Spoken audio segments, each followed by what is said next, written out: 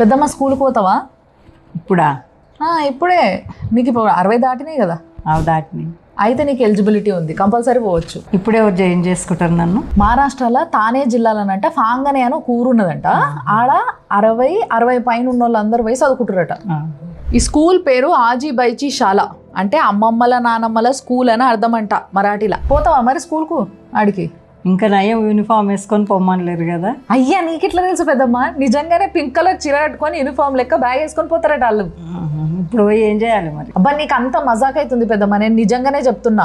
యోగేంద్ర బంగర్ అనేటైనా 2016లోనంట ఈ international women's day అని celebrate చేస్తారు కదా, ఆ రోజు ఆ స్కూల్ పెట్టిండంట పెద్ద మనుషులు అందరూ వచ్చి చదువుకునేటందుకు.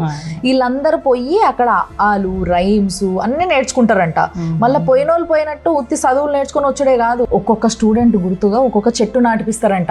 ఇంకేంది మరి పోతావా నువ్వు? చదువుకోనికే ఇప్పుడు ఇంత దూరంకి వెళ్ళి ఆడుకోవాలనా నేను? నువ్వు అట్లా అంటున్నావు కానీ పెద్దమ్మ, ఆ చదువు చెప్పేట ఎవరైతే ఇప్పుడు యోగేంద్ర బంగర్ అని చెప్పినా కదా, ఆయన 75 కిలోమీటర్ల అలా సొంత ఊరు నుంచి ట్రావెల్ చేసి వచ్చి చదివి చెప్పిపోతాడంట. సరే మా అందరిని వదిలిపెట్టి నువ్వు అంత దూరం పోయి ఏం చేస్తావు కానీ, ఎవరైనా ఈ వార్త చూసి ఇన్స్పైర్ అయ్యి ఇట్లా పెట్టిరనుకో తప్పకుండా తోలిస్తాను నేనైతే. అది ఏజ్కి చదువుకొని ఏం చేయాలి నేను? ఏం చేయాలంటావు ఏంది పెద్దమ్మ నువ్వు?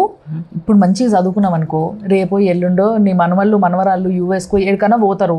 అప్పుడు వాళ్ళకి టిక్కున ఫోన్ చేసి మాట్లాడబుద్ది అయితే ఇది చేసి అని ఎవరెంబడన్న పడతావా? పోనీ మేము ఎవరమన్నా పైసలు పంపినామనుకో, ఆ ఎంత పంపిరని చూసుకోవస్తుందా? చదువుకుంటే చూసుకోవస్తుంది. లేదా ఎవరికైనా రూపాయి తోలియాలి అంటే మంచిగా చూసుకోవస్తుంది, తెలుసుకోవస్తుంది. ఒకవేళ ఏదైనా మెడికల్ రిపోర్ట్లు వచ్చినాయి అనుకో, అన్ని ఫోన్లకే వస్తున్నాయి ఇప్పుడు. ఆ ఏంది కథ అనేది చూసుకోవాలన్నా కూడా నువ్వు కొంచెం అంతా చదువుకోవాలి. ఇన్నిటికి వనికి వస్తుంది, ఇంకా చాలా వాటికి వనికి వస్తుంది. లోకం మీద ఏం జరుగుతుందో తెలుసుకోవాలన్నా కూడా చదువుకోవాలి కదా. సరే చదువుకుందాం మరి.